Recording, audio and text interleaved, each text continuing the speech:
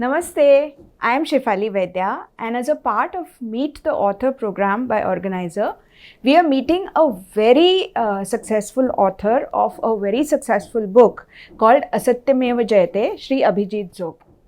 This is a phenomenal book that is talking about the distortions in Indian history, starting right from the gigantic lie called the Aryan invasion theory and continuing all the way to the lies that we've been fed about the Indian freedom struggle.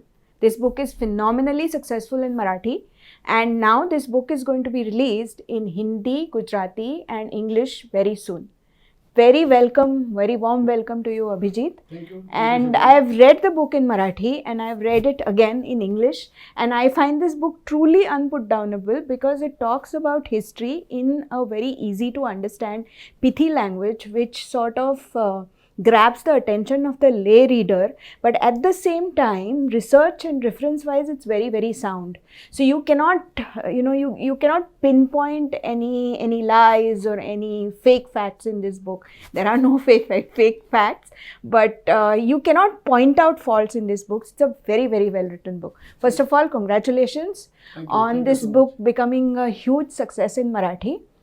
I want to ask you, you're not a historian. You are actually a very successful brand professional by profession. And your first book was actually about brand management called Brand Nama.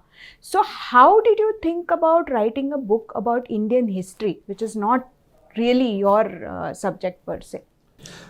As you rightly said, I am not at all a historian by any stretch of imagination. But I am a conscious Indian. And very much interested in culture, history and heritage of India. And as I went on reading about it, as I went on studying a few things, I realized that India's history has been completely distorted and presented in a completely misrepresented manner. And then as I went on studying more and more, I realized that wherever we put our finger on, it collapses simply because there is this completely, they're all lies. So I said somebody has to do this and put it all together. Individually we know that Aryan invasion theory is not right. We know that certain parts of our history are completely distorted. But distortion in history as a complete single thought has not been done. So I said, now I must take this challenge and do it. And since when you write on history, you have to be doubly sure that you are stating only facts and nothing else. So I did a lot of study, lot of research, and I put things together and presented it in the form of this book. So it was out of passion, you can say, basically out of passion. You know, it's really remarkable. I want to talk something about the cover of this book. As you can see, it's a very interesting cover. It's a cover of a man with a saffron brain and a green mouth and a white blindfold on his eye. Basically, it's trying to tell you that the brain knows what the real facts are, but the person, the ordinary Indian, is so blindfolded by this false narrative of peace and the lies that come out that he doesn't want to listen to his own brain and he doesn't want to understand true history. So in that sense, it's a cover that actually fits the book. But my question to you is, I understand that you wanted to give a comprehensive a narrative of Indian history right from the time of Sindhu-Saraswati civilization all the way to Indian freedom struggle. But it's a huge canvas. It's a canvas spanning thousands of years, literally. So in order to compress everything in one book, first of all, how long did it take you to research for this book, and how long did the process of writing the book take? Researching took about 5 years. I read so many volumes of books and things available online also. So totally I spent about 5 years. Out of that, about 6 months actually went in writing. So though the expanse of time is very big, I have put it in such a way that readers will feel interested in reading it. I am not trying to show my scholarship, but I have tried to write it in such a way that it is any ordinary person, lay person will feel interested and will be able to read it to the end. So that was my idea. And like you rightly said, though I wrote it for common people, I didn't dilute it to such an extent that it will become kind of a populist book. So I've tried to strike that balance, and now it is up to the readers to tell me whether I'm successful or not. I think in Marathi, the verdict is loud and clear. Your readers have said that the book is immensely successful. It's also been in the Amazon top sellers range on non-fiction books in Marathi. It's a remarkable book, actually, truly. I knew you, but I picked this book on a whim. It didn't come to me as a review copy. I picked it up from a bookstore because the cover looked interesting. And then I started reading it. And I think I wrote about this, that I was flying somewhere and I don't realize when I sat into the seat and when the plane disembarked, because I was so engrossed in reading the book. It's a remarkable work, actually. What I want to ask you is, you started off by talking about Aryan invasion theory and what a gigantic lie it was. A lot of work on this topic has been done by scholars like Talageri, like N.S. Rajaram, like many others. And the theory has been debunked. But for the first time, the ordinary reader has got this comprehensive narrative about what the theory was put forward and how it was dismantled one brick at a time. So could you tell a little bit about it? Because I think that sets the narrative for everything else. You know, there was a reason why they told us this lie called Aryan invasion theory. Right. I think, like you rightly said, if you ask any author, he'll tell you, why are you even talking about this theory? Because this has already been debunked. But unfortunately, that debunked theory is still being fed as the true history. And if you ask any ordinary person, he will tell you that Aryans have come from outside, because that has been kind of indoctrinated in our minds for forever almost. And I think debunking this theory and removing it from the narrative, that a country's narrative, and from the minds of common people, is critically important for the survival of our civilization, is what I feel. Because recently there has been a shrill comment that India is not a country or not a nation, but a union of states. So the next step of this will be the 5 southern states should separate from India. I'm sure this demand will come in 2024 when Congress doesn't again come into the power. This demand will start. And what will be the foundation of this demand? Aryan invasion theory. Yes. Because they will say that Aryans have come from outside. India's original civilization was the Dravidian civilization. So they defeated the Dravidians and they were pushed to the south. So south in any case is a different civilization. So you should separate from India. And the foundation of this is a complete lie, which is Aryan invasion theory. Now there is another set of people who say that from Pashupati to Tirupati, a red corridor should be created, which is full of jungles. Yeah. And the original inhabitants of India in their language stay in this part. Why this should be separated from India? Because the inhabitants of this area are the original inhabitants of India and everybody else has come from outside. What is the foundation of this? Aryan invasion theory. Yeah. So Aryan invasion theory is being weaponized to break India. And I think that is the most important reason why we should remove this once and for all from the minds of people. And that's why I try to put everything together.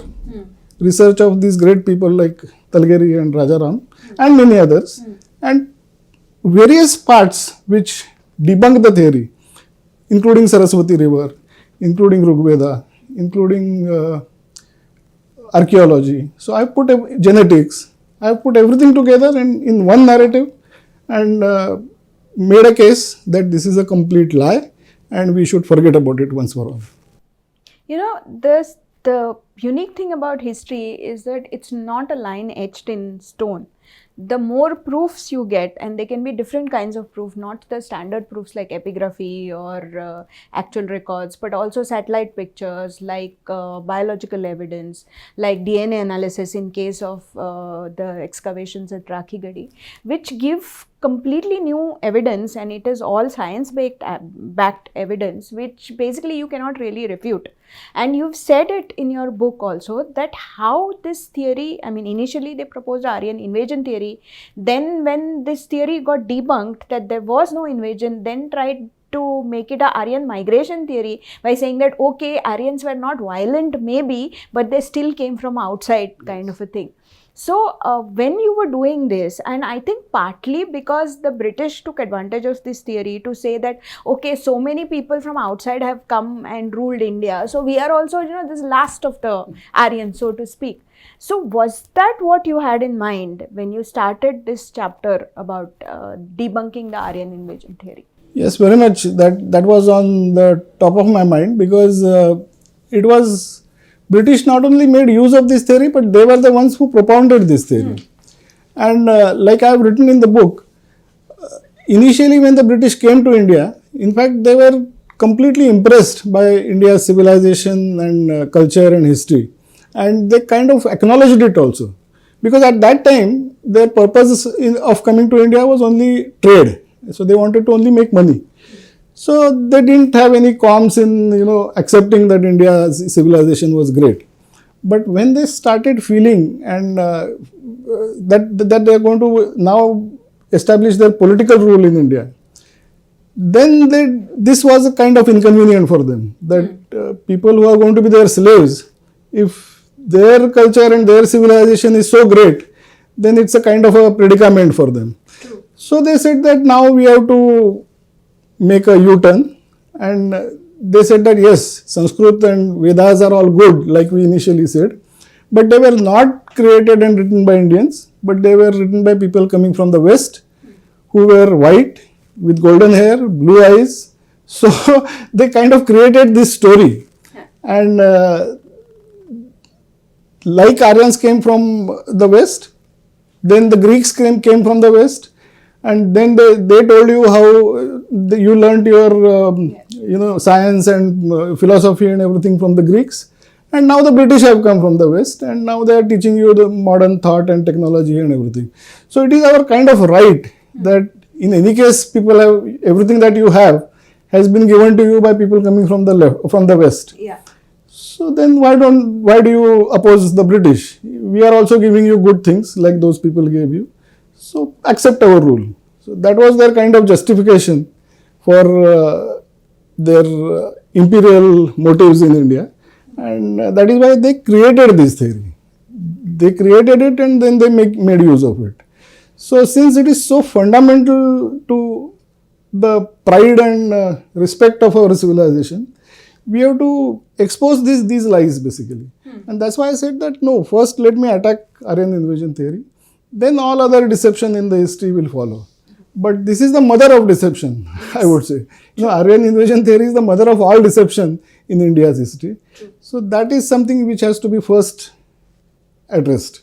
The second thing that you have tried to address very competently is our history a history of defeats? Because that is something that has been fed to us. All our history books will only talk about Battle of Plassey, Battle of Buxar, Battle of Panipat, all battles where India has basically lost, where Indian kings have basically lost, and it's either the Islamic invaders who have won or it is the British who have won. But we have rarely talked about our victories, like the Battle of Saraighat, where Lachit Borphukan defeated Aurangzeb forces, or the legendary battles of Chhatrapati Shivaji Maharaj, or even of Rana Pratap. So, what is your take on this? Why do you think that our history has been told to us in such a way that our history is of defeats, whereas in reality, and Vikram Sampath has also talked about it, that if we were such a country of losers, if we kept losing, then it figures that our civilization would have been completely taken over, no? But we are still alive, and you've said that also in your book, and you have given very good examples. So I would like you to talk a little bit about it. Actually, this narrative that India's history is a history of defeats is at the base of, the kind of self-loathing and diffident and that kind of civilization or that kind of society that India has come to be. And that has done irreparable damage to our country's, status and standing and prospects, and it stops us from realizing our full potential because of this lack of confidence, lack of self-respect and self-loathing, which has come from this narrative that India's history has been a history of defeats. And again, like Aryan invasion theory, this is a very, very big lie. India's history is not a history of defeats, but it's a history of resistance, in fact, heroic resistance, I would say. And we can establish this if we actually establish what is the real history. Like, for example, we have been told that the first attack on India by the Islamic invaders was Muhammad bin Qasim in Sindh in the year 711, Common Era. But that is not a fact. First attack on India happened in the year 636, Common Era. And from 636 to 711, that makes about 70 years or 75 years, the Islamic invaders couldn't set their foot on Indian soil. In 636, they attacked Thane, which is near Mumbai. They were defeated. Then they attacked Bharuch in Gujarat. They were defeated. After that, there were at least 8 to 10 invasions from the sea route and from the land route in Sindh. And every single time, they were completely destroyed and defeated. Finally, the Khalifa, kind of gave instructions that now you should not look at India because we have to suffer too many losses, and we should just drop this for some time. And when you compare this with what happened everywhere else, then you will really get what is the true picture. 632 Muhammad Paighambar died, and after that they started the invasions in various directions to spread Islam. Their basic idea was spreading the religion, not establishing, not a political supremacy. So in just 125 years after 632, they completely destroyed the existing civilizations, which were, Persian Empire and Iraqi, what was there in Syria? No, Syria and all that, Eastern Roman Empire. Yeah. So Eastern Roman Empire on one side and Persian Empire on the other side. They were two biggest and most powerful empires. So Iraq and Iran were part of Persian Empire, and Egypt, Syria, North Africa, Libya, all those places were parts of Byzantine Empire. I was just trying to remember. It's also called as Eastern Roman Empire. So in spite of those such strong empires being there, in 125 years flat, their invasion was like a tsunami. They simply destroyed everything that came in their way. And from Afghanistan in the east to Spain in the west, this such a vast big area, they completely won over in simply 125 years. Compare that with what happened in India. 75 years, they couldn't even put their foot on the Indian soil. And in 711, when Muhammad bin Qasim came and he defeated Raja Dahir, who put up a very heroic fight actually. But he won there, and Sindh was won over by Arabs. After that, what happened? We feel that after that, waves of Islamic invaders came, they kept defeating us, and we were simply collapsing in front of the Islamic attacks. But that is not a fact. Muhammad bin Qasim was sent back, and another general was sent, and he wanted to expand into the mainland of India. So he started one direction towards Gujarat, Rajasthan, Madhya Pradesh, in that direction. And the ruler of Mewad, Bappa Rawal, he put together an army of Rashtrakoot king, then kings from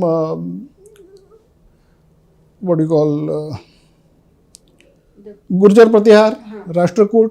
All these kings came together. They created a very strong and big army, and they completely destroyed and demolished the Arab army.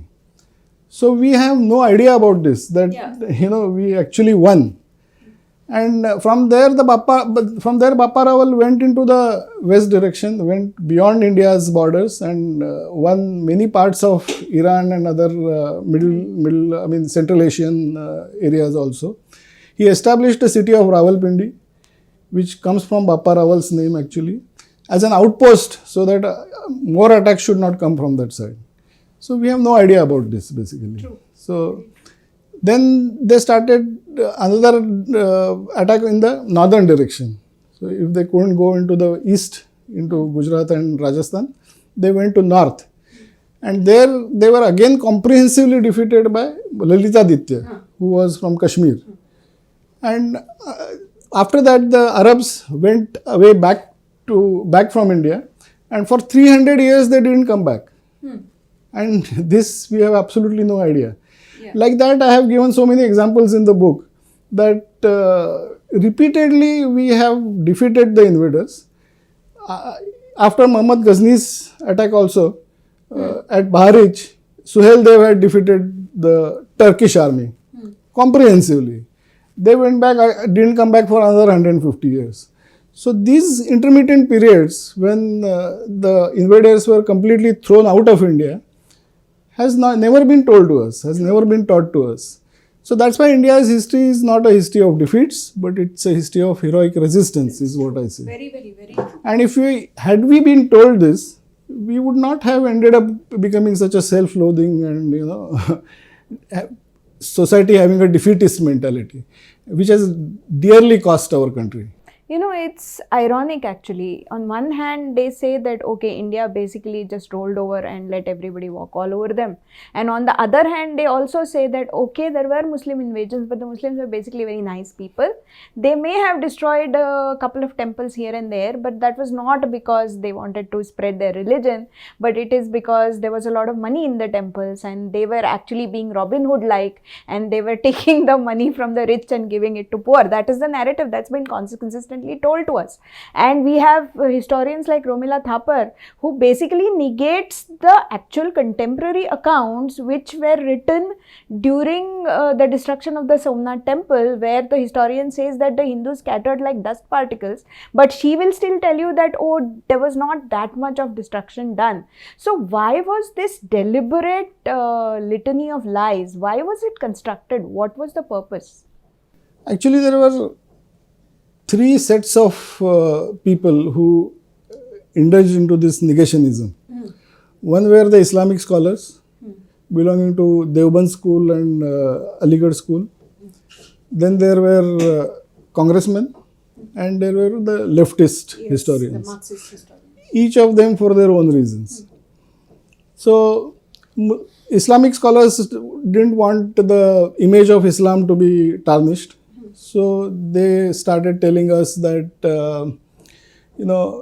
all these invaders came here purely out of economic reasons, because they wanted to get the loot from the temples. They had no political or, in fact, no religious intentions, which is a big lie, because all these people who came, including Muhammad Ghazni, Muhammad Ghori, Taimur Lang, have all said that we came here to destroy the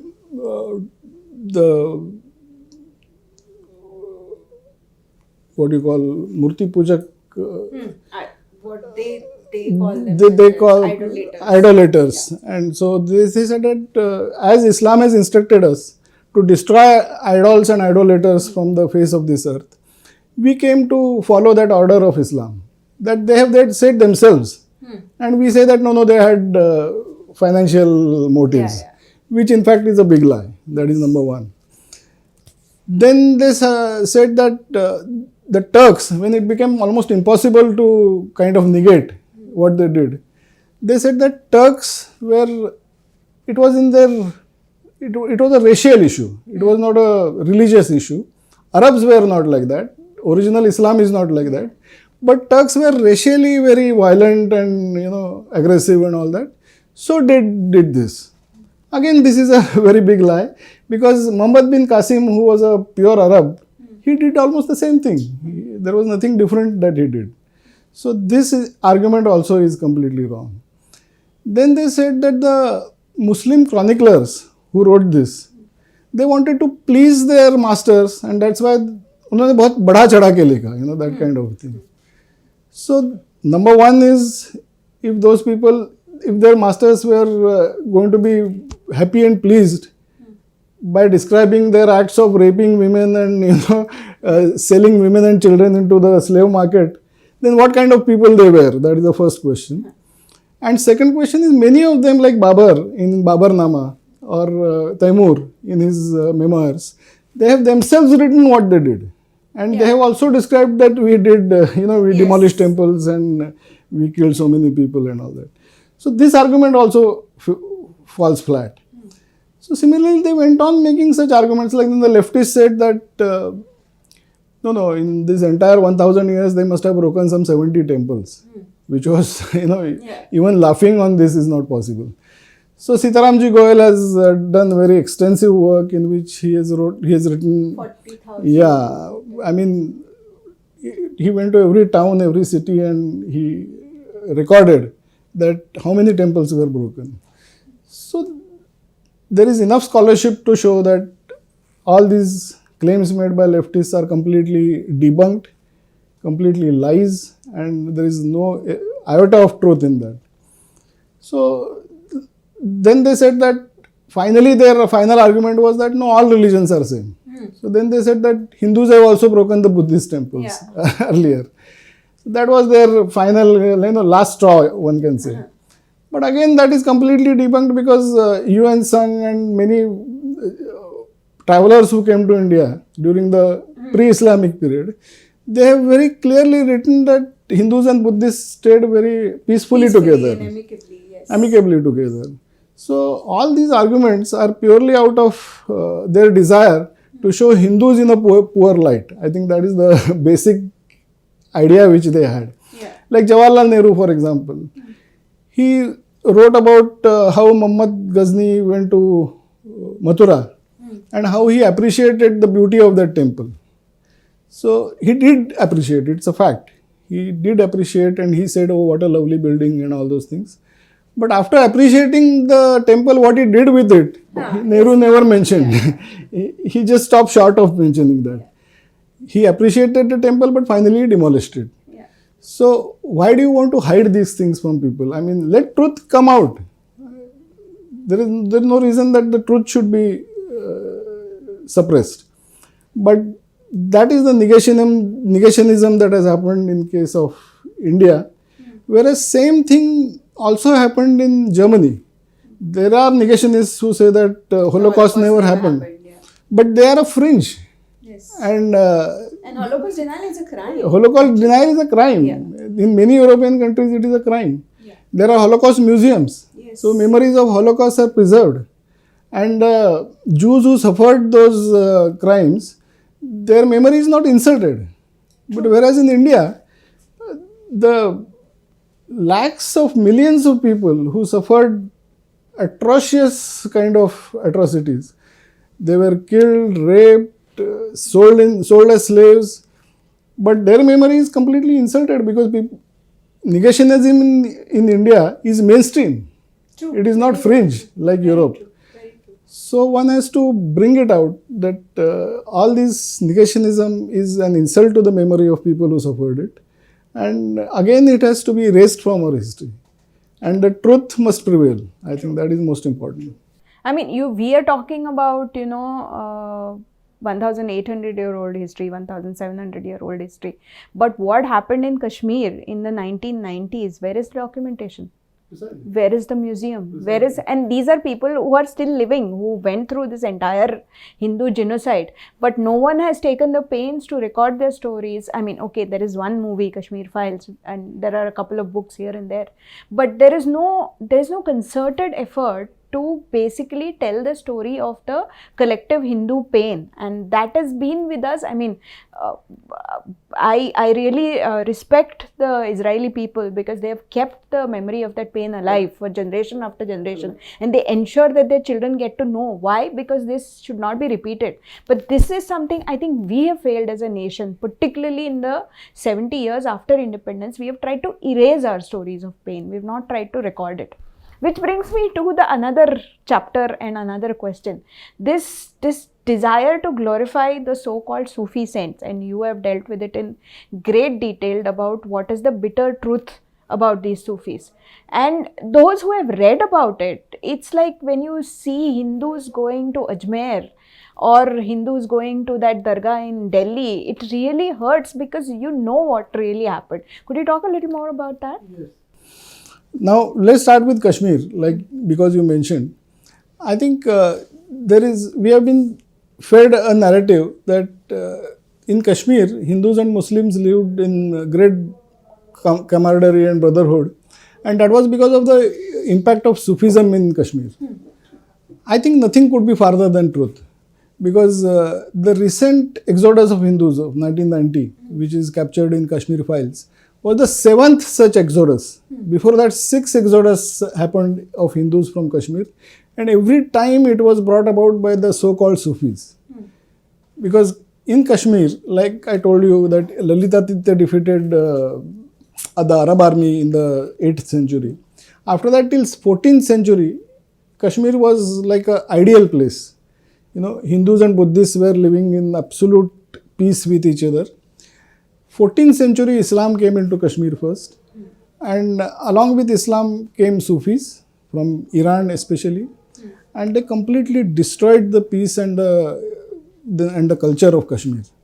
And if a sultan was a little soft on Hindus, they used to actually pressurize him that this is not right according to Islam. You can't be soft with kafirs, and you must treat the non-believers in this manner. Either they have to embrace Islam, they have to pay jizya, or they have to die, or they have to leave. So, in fact, jizya was also not permitted. That is permitted only in one school of Islam, that is Hanafi school. But they were saying that either you embrace Islam, you die, or you leave. Yeah. So, like in Kashmir files, Galeev, Galeev, Chaleev. So that message was there right from the 14th century, and even in the 20th century, the same message was given. And Hindus had to face this: either become Muslims, die, or leave the valley. Similarly, all these great Sufis, like even Hindus go there and put chaddars and all that. They all came into India along with the invaders. They were not just supporters, but they actively participated in the jihad. And they were completely, in no way they were kind of accommodative or soft or any such thing. They were extremely aggressive, extremely violent. And they used their influence on the sultans not to soften the torture of Hindus, but to actually intensify it. And I have given all the examples of Moinuddin Chishti and Nizamuddin Awliya and all the so-called big Sufi saints. I don't know how we can call them even saints. But all the documented evidence is there that they were not at all humanist, they were not at all inclusive, but somehow they became saints, and we call it Sadgun Vikruti in Marathi. I don't know how it is to be described in English, but Sadgun Vikruti of Hindus, that we actually accept anybody as saint. I have given a very good example of Sayyid Salar Masood, who was Muhammad Ghazni's nephew. And when Muhammad Ghazni broke the Shivalinga at Somnath, he was the one who actually insisted that no, this must be broken. And then he was defeated in Baharich, and his grave was converted into a dargah and mazar and all those things. And today there is एक बड़ा मेला लगता है उधर उसके, and most of the people who go there are Hindus. So a bigot, an aggressor, and somebody who insisted on breaking the Shivalinga of Somnath is today he has become a saint. So that is how the lies have been fed to us, and we have been gullible in accepting it all the while. Why go far? I mean, the recently demolished illegal construction near Pratapgarh of Afzal Khan's Kabar. Yes. There used to be these fakirs who would actually entice people going to Pratapgarh, and I've seen it. And they used to say, "Ki come and pray here. All your desires will get fulfilled. He is a great saint. आपको बच्चा चाहिए, बच्चा मिलेगा. शादी चाहिए, शादी. Whatever. I mean, whatever desire, आपकी सारी मन्नत पूरी होगी." This is something that I have experienced. I have seen myself. And it's incredible how we are so gullible as a society even after so many years. Which brings me to the next big lie which you have dealt at length in your book. That is the biggest lie about the Indian freedom struggle, saying that बिना दे दी हमें आज़ादी, बिना खड्ग बिना ढाल, साबरमती के संत तूने कर दिया कमाल.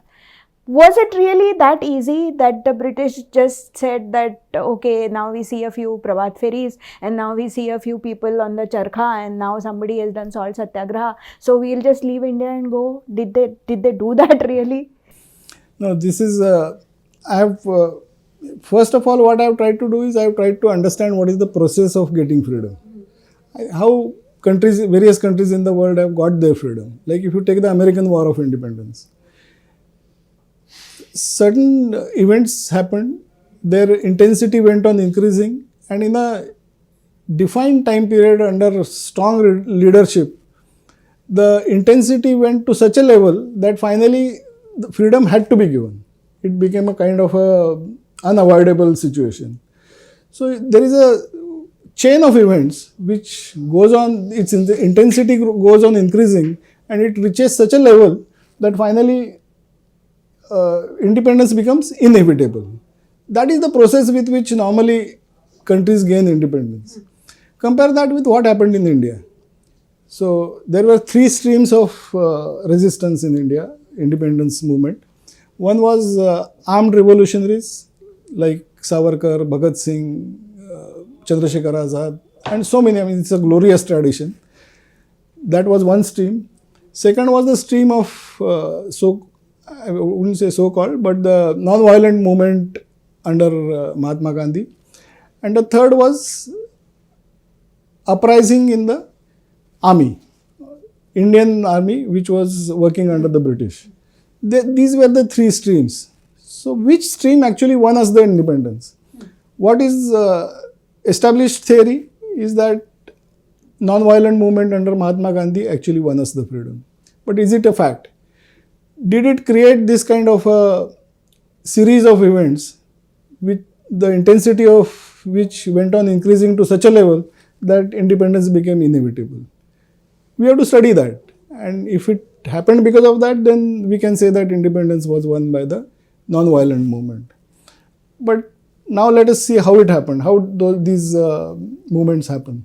There were three big movements under Mahatma Gandhi which Congress did in India. One was in 1920-21, which was non-cooperation movement. But actually it was not a non-cooperation movement, it was a Khilafat movement. Because Mahatma Gandhi had openly declared that if independence has to be postponed for the Khilafat cause, I am willing to postpone that. And Sampurna Swaraj was not even a demand put forth at that time. The demand was that the Khilafat, the cancellation of Khilafat in Turkey should not be allowed. So number one question is, why should Indian Muslims or why should Indians worry about what is happening in Turkey? Turkey is thousands of kilometers away from us. So there is no answer to that. So probably Gandhiji wanted to please Indian Muslims and include them in the freedom struggle. So his intention might have been good. I have nothing to say on that. But by doing this, he showed that Indian Muslims care more about Muslims outside than about their country. So it was kind of a misdirected good intention, I would say. But basically this movement was for Khilafat, not for independence. And it started in 1920-21 and fizzled out by 1922-23. So in about a matter of couple of years, it fizzled out. After that, the second big movement was started in 1930-31, after 10 years. So there was not a series of events with increasing intensity, but there was a big gap of 10 years. Now 30-31 movement was for the salt satyagraha. In that also, when the demands were put forth, independence was not even mentioned. Actually, on 26 January 1930, Congress had for the first time made a demand of Sampurna Swaraj, whereas Swatantraveer Savarkar made this demand in 1905, and Congress made the demand of Sampurna Swaraj in 1930. But after that, when the salt satyagraha started, a charter of demand was put forward to the British, in which independence was not even mentioned. There were various other demands. Salt, the tax on salt should be removed and all those things. Now, when Dandi March took place, which was a very big media event, and the world over it created a very big impact and all those things, we can't deny that. But once Gandhiji was arrested after that Dandi March, this movement completely again fizzled out. Yeah. Absolutely no impact.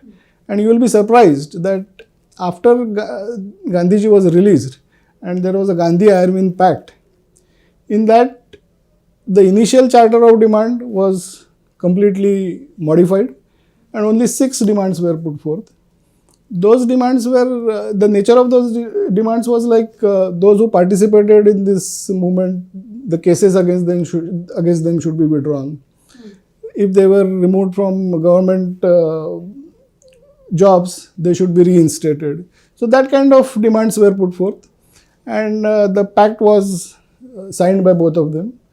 And the biggest shocking thing which nobody knows is that even the tax on salt, for which basically the movement was started, agitation happened, that tax was also not cancelled.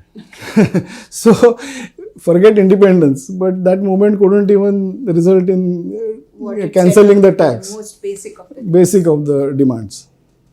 That was 1930-31. And the next big agitation happened in 1942, Chale Jao movement, Quit India. So 3 big movements after a gap of 10 years each. How can it result into creating a situation which makes independence inevitable? Just not possible. Again, 1942 agitation. Practically there was no preparation of this agitation. Maulana Azad has also gone on record saying that I kept on asking Bapu what we should do. If leaders are arrested, how the people should take this movement forward. And he says that he didn't answer my questions. There was no plan. So when all the Congress top leadership was arrested, practically the movement fizzled out. People did whatever they could interpret as the meaning of Chale Jao or Karo Ya Maro. In some parts it became violent also, so it didn't remain a non-violent agitation. But in a very short time, it completely fizzled out. It was a complete failure.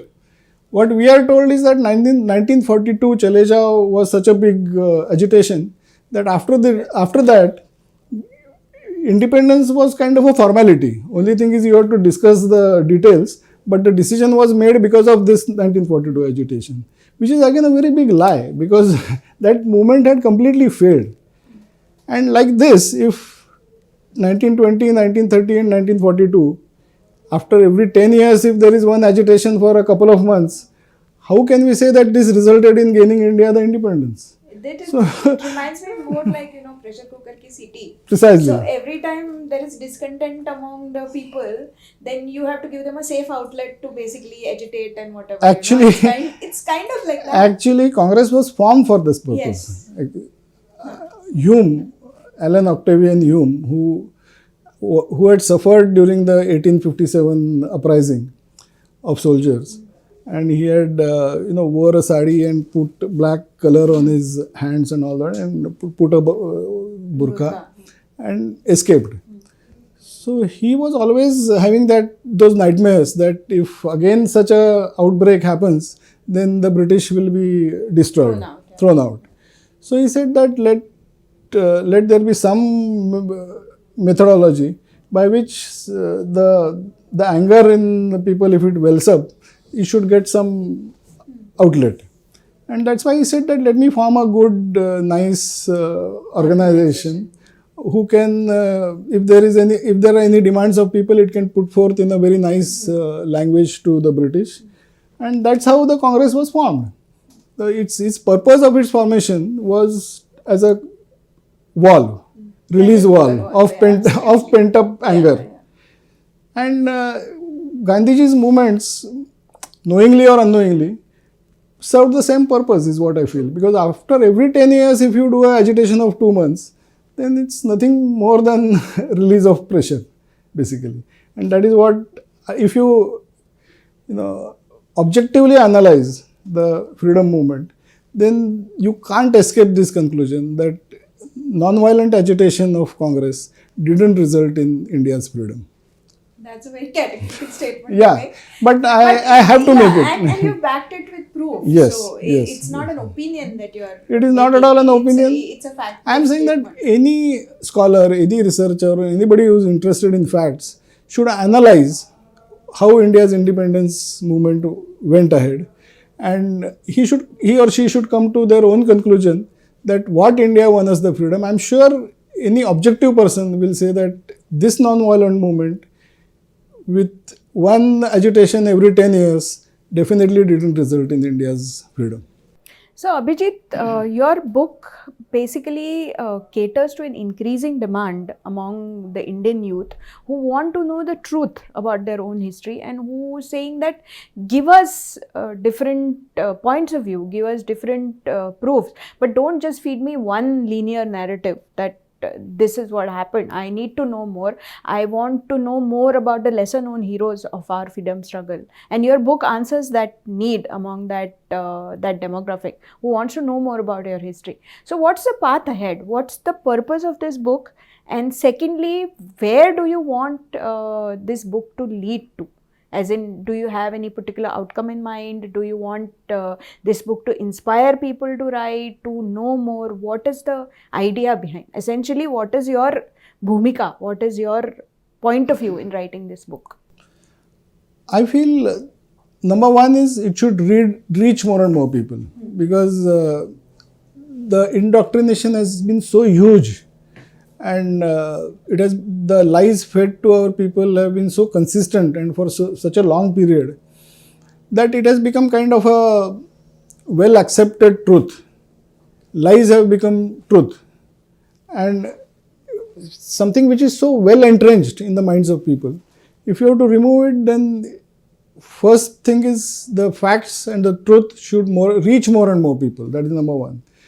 Just by reaching it to people also, everybody may not suddenly accept it, because they have been told and fed this history as a official teaching. So ultimately, I think the truth in history should reach the textbooks. I think that is the most important thing. Absolutely. Because today, if some student of history reads this, he or she can't go and write these things in the answer paper, because in the answer paper he has to write what is written in the textbooks. Yes. Otherwise he will not get marks. Yes. So finally the truth should reach the textbooks, and I feel books like this will serve the purpose of reference material, because for truth also there has to be backup, and if books like this play that part and serve that purpose, and they act as a reference for the truth to be included in the textbooks and curriculum, then I think it will finally serve the purpose. Absolutely. Well, all the best, Abhijit, to you, and I request everybody to buy this book in whatever language you like, in Hindi, in Gujarati, in Marathi, in English, and read this book and make your own opinion. It's a book that's very well written, it's a book that's very well referenced, and it's a book that's being received very well. Well, thank you so much, and all the best for all your future endeavors. And it was really nice talking to you. Pleasure.